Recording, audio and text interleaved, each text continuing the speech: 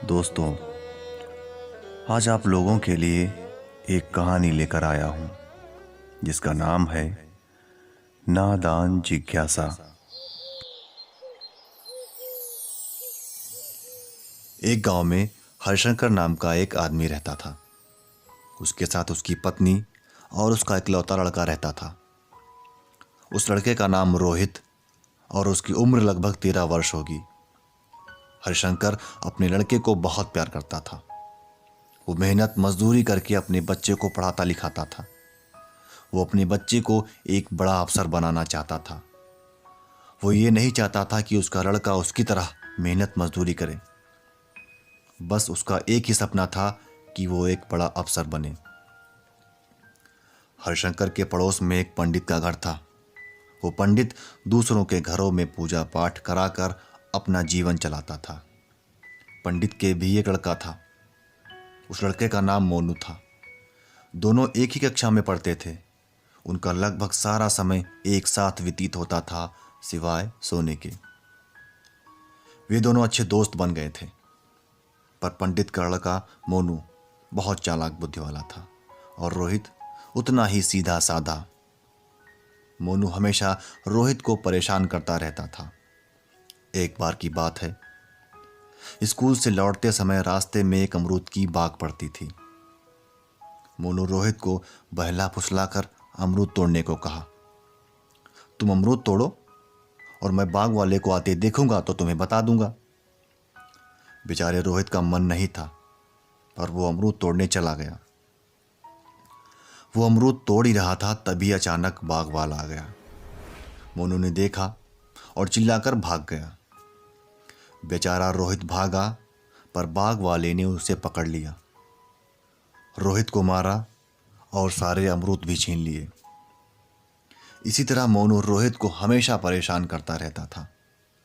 ऐसी कई बातें हैं जिससे रोहित परेशान रहता था।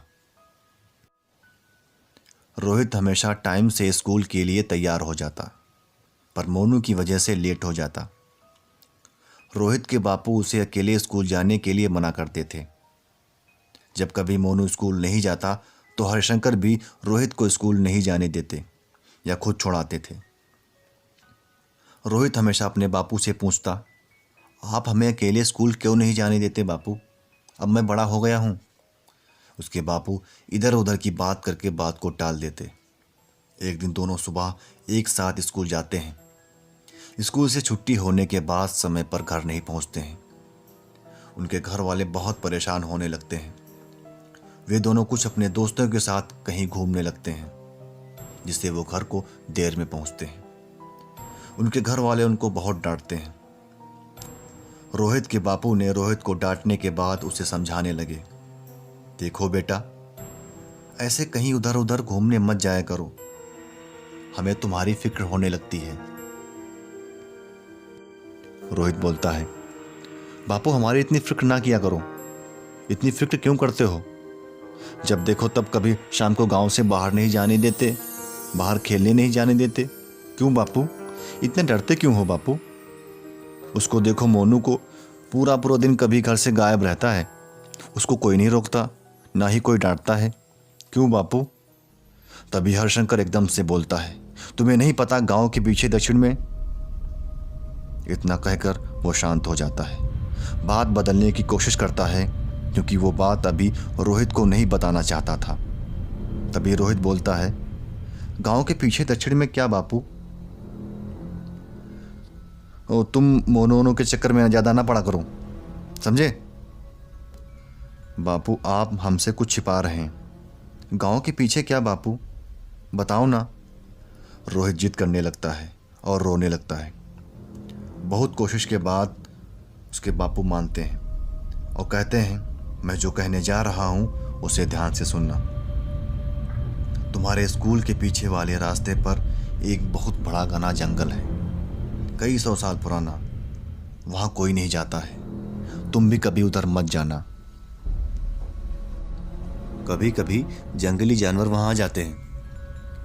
हरिशंकर ने ये सारी बातें बताई तो जरूर, पर उनकी आंखें और उनका चेहरा कुछ और बयां कर रहा था। रोहित ने तो ये सारी बातें मान ली और उसने कहा, ठीक है बापू, नहीं जाऊंगा कभी।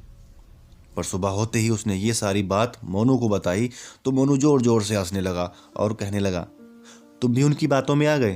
वो तुमको इसलिए डरा रहे हैं कि तुम कहीं खेलने ना जाओ। मोनू चालाक था। उसने कहा, स्कूल के पीछे एक जंगल तो है, पर वहां कभी कोई जाता ही नहीं। मैं भी कभी वहां नहीं गया। मोनू के मन में जिज्ञासा उत्पन्न हुई कि वो एक बार जंगल जाएगा जरूर।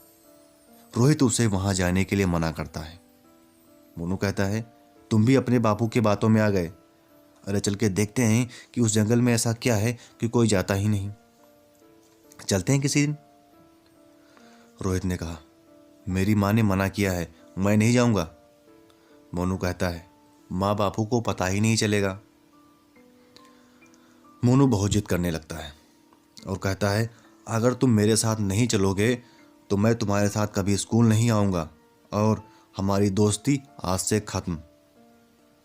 रोहित एक बार फिर मोनू की बातों में आ जाता है। रोहित कहता है, ठीक है मैं चलूँगा, पर दूर से बाहर से देखकर लौट आएंगे।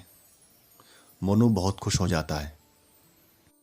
अब दोनों जंगल जाने का प्लान करने लगे। वे दोनों स्कूल में बातें कर रहे थे कैसे और कब निकलना है। मोनू ने कहा, कल 26 जनवरी है, जल्दी छुट्टी हो जाएगी, तभी हम लोग निकल चलेंगे। रोहित ने हाँ में सर हिलाया, पर रोहित अंदर से बहुत डरा हुआ था। दोनों स्कूल से छुट्टी होने के बाद अपने अपने घरों को चले जाते हैं। रात को जब वो दोनों लेटते हैं तो सोचते हैं। मोनू बहुत खुश था। उसको खुशी की वजह से नींद नहीं आ रही थी, उधर रोहित को डर की वजह से नींद नहीं आ रही थी। दोनों रात को जैसे तैसे करके सोते हैं। सुबह होते ही मोनू रोहित को बुलाने आ गया, जो हमेशा देर कर देता था स्कूल जाने में। रोहित भी जल्दी से तैयार हो जाता है। रोहित की माँ बोलती है, बेटा आज दोनों जल्दी क्यों जा रहे हो? रोहित बोलता है, माँ वो आज 26 जनवरी है ना, इसलिए। दोनों स्कूल के लिए निकल जाते हैं। स्कूल में मोनू का मन नहीं लग रहा था। वो बस ध्वजारोहण और लड्डू का इंतजार कर रहा था। जैसे ही लड्डू बटे वैसे ही वो दोनों जल्दी जल्दी स्कूल के बाहर निकल गए। स्कूल से थोड़ी दूर चलकर वे दोनों स्कूल के पीछे वाले रास्ते पर आ गए, जो सीधा जंगल की तरफ ले जाता था। दोनों ने रास्ते पर नजर उठाकर देखा कि रास्ता एकदम खराब और टूटा फूटा हुआ था। लग रहा था कि सैकड़ों सालों से इधर कोई निकला ही ना हो।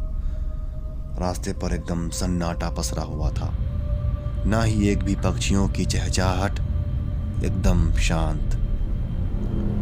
ये सब देखकर मोनू भी थोड़ा डर गया, पर मोनू की जिज्ञासा उसे जंगल की तरफ खींच रही थी।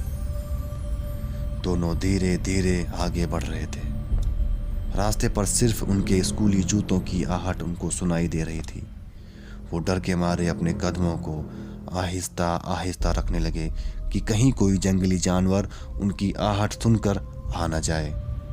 तभी अचानक आसमान से एक चमगादड़ फड़फड़ाता हुआ उन दोनों के बीच गिरता है, जो जख्मी हालत में है।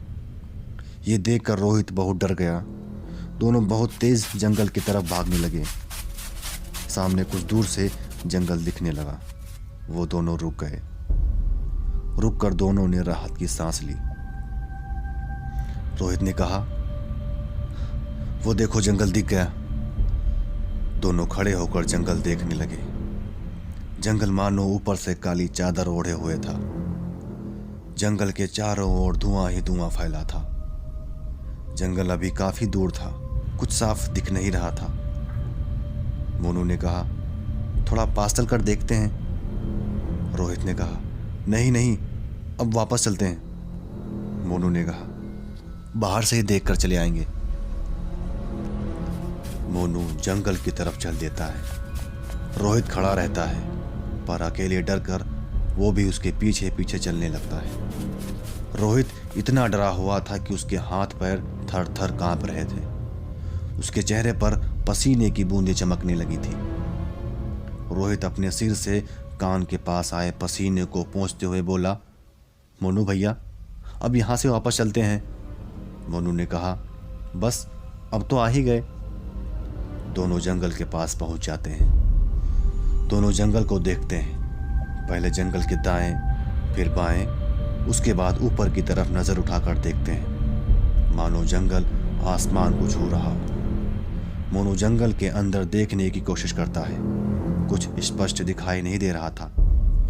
दोपहर के लगभग 2:15 हो रहा होगा, पर वहां मानो शाम के 6 बज रहे होंगे। रोहित ने कहा, मोनू भैया, हमको लग रहा है शाम हो गई है, अब चलते हैं यहाँ से। मोनू ने कहा, पागल, अभी हमें 2 ही घंटे हुए आए। मैंने कहा था कुछ नहीं होगा, फालतू में डर रहे थे तुम। मोनू ये कहते हुए जंगल में घुसने लगा। रोहित भी उसके पीछे पीछे भागा और भागते हुए कहता है, तुम तो कह रहे थे बाहर से देखकर चले आएंगे।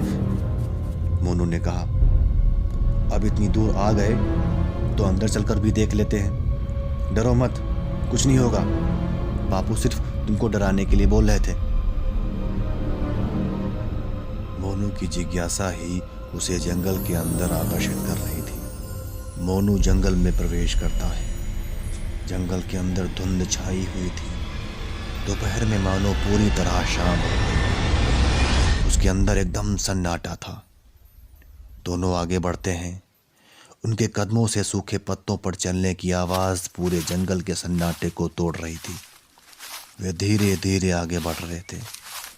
वे जैसे जैसे आगे बढ़ रहे थे वैसे वैसे धुंध बढ़ती जा रही थी। चलते चलते वे जंगल के बीचों बीच पहुंच गए। आगे बिल्कुल साफ दिखाई नहीं दे रहा था। अब वे सोचते हैं वापस चला जाए।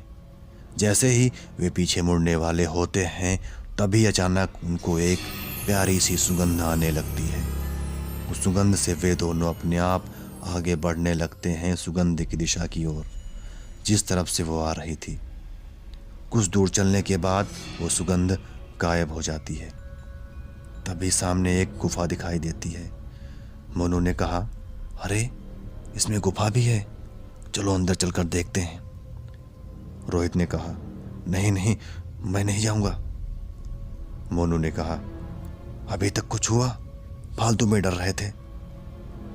गांव में चलकर सबको बताएंगे कुछ नहीं है वहां, सब लोग हमारी बहादुरी की तारीफ करेंगे। मोनू पहले अंदर प्रवेश करता है। पीछे से रोहित धीरे धीरे आगे बढ़ता है। मोनू को एक बार फिर चालाकी सूझी। उसने दिमाग लगाया, रोहित को आगे चलने दो और मैं गुफा के बाहर रुकता हूँ, कुछ होगा तो मुझे पता चल जाएगा। मोनू धीरे धीरे पीछे होने लगता है और रोहित आगे हो जाता है। दोनों शांत चल रहे थे। गुफा में आगे अंधेरा लगने लगा था। मोनू पीछे से बाहर निकल आया। गुफा में सिर्फ रोहित बचा। आगे चलकर गुफा में हल्का सा एक प्रकाश बिंदु दिखाई देता है। रोहित उसकी ओर आकर्षित होने लगता है। जैसे जैसे वो उसके पास पहुंचता है वैसे वैसे प्रकाश बिंदु बड़ा होता जाता है। अब वो सब कुछ भूल चुका था। उसके साथ कौन आया है, अब वो कहाँ है, बस वो उसी में खो गया था। वो प्रकाश बिंदु बहुत बड़ा हो जाता है। आंखों को अंधा कर देने वाला प्रकाश चारों ओर फैल जाता है। उसी प्रकाश में उसे अपनी हम शक्ल का लड़का दिखा जो उसके ऊपर हंस रहा था। रोहित उस लड़के के पास जाने की कोशिश की और जैसे ही उसको छूने की कोशिश की वैसे सारा प्रकाश बिंदु विलुप्त हो गया। तभी अचानक बहुत जोर जोर से डरावनी आवाजें आने लगीं। आवाज के साथ साथ बहुत सारे घायल चमगादड़ उड़ने लगे। रोहित ये सब देखकर उसका ध्यान वापस आता है और मोनू की याद आती है। वो चिल्लाने लगता है और बाहर की ओर भागता है। वो शैतानी आवाज़ उसका पीछा करती है। मोनू को अंदर से कुछ चिल्लाने की आवाज़ सुनाई पड़ती है। उसे लगता है कि अंदर कुछ गड़बड़ है। वो वहाँ से जल्दी से भाग लेता है और भागते भागते जंगल के बाहर आ जाता है। मोनू उसका बाहर इंतज़ार भी नहीं करता, वो सीधे अपने घर को चला जाता है। रोहित बेचारा गुफा के बाहर जैसे तैसे करके आ जाता है, पर गुफा के बाहर जब वो आगे बढ़ता तो उसे आगे कुछ दिखाई नहीं देता। उसे चारों तरफ से अंधकार ने घेर लिया था। जब भी वो आगे बढ़ता या भागता तो किसी न किसी पेड़ में लड़ जाता। वो हाथों के सहारे आगे बढ़ता, पर अंधकार में उसे दिशा का ज्ञान नहीं हो पा रहा था। पेड़ों में लड़ने और गिरने पर उसे पता ही नहीं चल पा रहा था कि किधर से आया है और किधर को जाना है। घूम फिर कर उसी जगह के चक्कर लगाता रहता। रोहित रोते हुए मोनू को आवाज़ देता है, मेरे दोस्त, तुम कहाँ हो? मोनू भैया, मोनू भैया, तुम कहाँ हो? मुझे कुछ दिखाई नहीं दे रहा। तुम मुझे छोड़कर भाग नहीं सकते। तुम तो मेरे सबसे अच्छे दोस्त हो। मुझे यहाँ से ले चलो। मेरी माँ और मेरे बापू इंतज़ार कर रहे होंगे। मुझे यहाँ से ले चलो। तभी पीछे से वही शैतानी आवाज़ आती है, आज से तुम मेरे साथ रहोगे मेरे जंगल में। मैं सैकड़ों सालों से अकेला था, अब तुम भी यहीं रहोगे। यह सुनकर रोहित बहुत तेज भागने की कोशिश करता है, पर पेड़ में लड़कर गिर जाता है। बार बार लड़कर उसके सर से खून निकलने लगता है। वो बेहाल होकर बहुत जोर जोर से रोने लगता है। उधर मोनू अपने घर पर कुछ भी नहीं बताता है। जब स्कूल में छुट्टी होने के काफ़ी समय के बाद रोहित घर नहीं पहुंचता तो रोहित के घर वाले बहुत परेशान होने लगते हैं। रोहित के बापू मोनू के घर जाते हैं। मोनू को घर देखकर घबरा जाते हैं और उससे पूछते हैं, रोहित अभी नहीं आया, कहाँ है? मोनू ने कहा, मुझे नहीं पता। वो कह रहा था कि कहीं जाना है किसी दोस्त के वहाँ, मैं तो चला आया। उसके बापू और ज़्यादा परेशान होने लगे। हरिशंकर अपने बेटे को पूरे गांव में ढूंढते हैं, लोगों से पूछते हैं, पर उन्हें कहीं से कोई खबर नहीं मिलती है। धीरे धीरे शाम हो रही थी।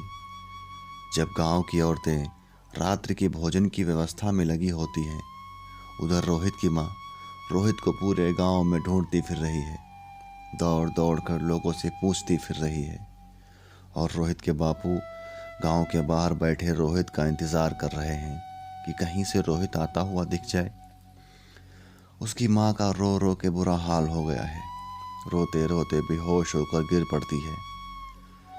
काफ़ी रात होने पर हरिशंकर निराश होकर घर को वापस चल देते हैं। माँ दरवाजे पर आस लगाए बैठी है कि रोहित के बापू रोहित को लेकर आ रहे होंगे, पर रोहित के बापू को अकेला आते देखा तो मानो उनके प्राण ही निकल गए हों। वे दोनों जोर जोर से रोने लगते हैं। आज उनके यहाँ चूल्हा भी नहीं जला। रात भर बैठे रहे, रोहित का इंतज़ार करते रहे। पूरी रात इंतज़ार में निकल जाती है। सुबह होते ही फिर से वे खोजने निकल जाते हैं। सबसे पहले स्कूल जाते हैं।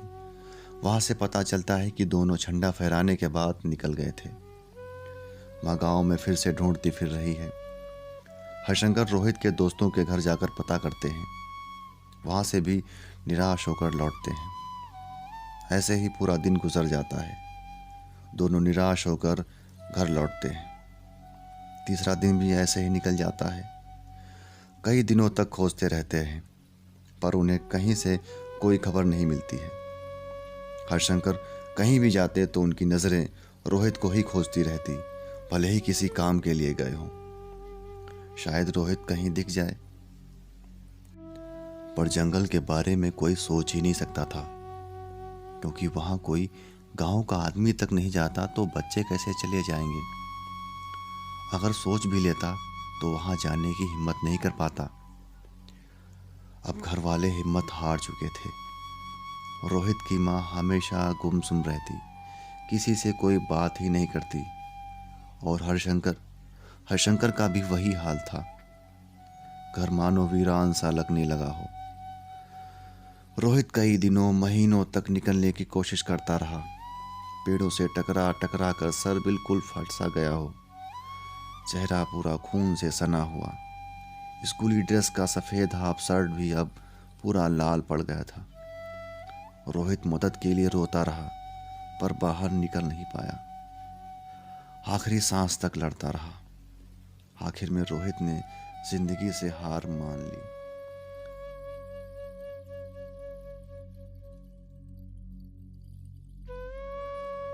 कैसी लगी मेरी कहानी